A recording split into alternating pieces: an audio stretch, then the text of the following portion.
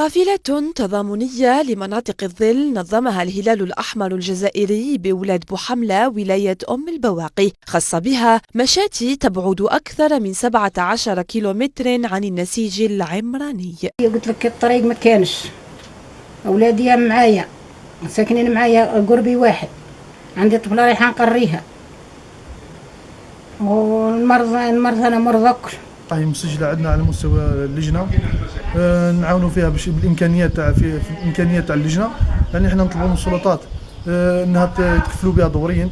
هي تحتاج رعايه صحيه، يعني بيت لائق. هذا الدار اللي راهي ساكنه فيها وراهي تقول ماهيش تاعي، بالاضافه راهي عندها اولاد معاقين من فئه الصم والبكم.